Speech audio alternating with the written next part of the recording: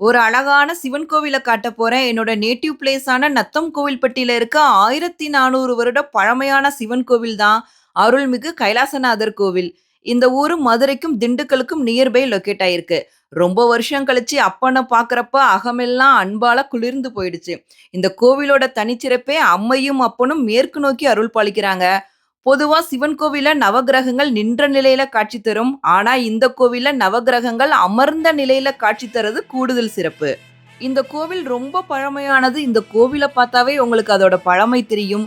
இங்க இருக்க அம்பாளோட பெயர் என்னன்னு தெரியுமா? செண்பகவல்லி. செண்பக பூ மாதிரி அவ்ளோ அழகா இருப்பா அம்மா. இங்க வைகாசி திருவிழா கோலாகலமா நடைபெறும். நான் நேத்து போயிருந்தப்போ அதற்கான ஏற்பாடுகள் எல்லாம் தீவிரமா நடந்துகிட்டு இருந்துச்சு. இன்னைக்கு திருக்கல்யாணமும், நாளைக்கு திருத்தேர் திருவிழாவும் நடைபெற இருக்கு. எல்லாரும் கட்டாயம் கலந்துக்குங்க. எத்தன கோவில் போனாலும் நம்ம சொந்த ஊர்ல இருக்க அம்மையும், அப்பனையும் தரிசிக்கிறது இன்னும் நம்மளுக்கு மகிழ்ச்சிய தான் தரும். இந்த கோவிலுக்கு பக்கத்திலே பகவதி அம்மனும், பிடாரி அம்மனும், கருப்பசாமி கோவிலும் இருக்கு.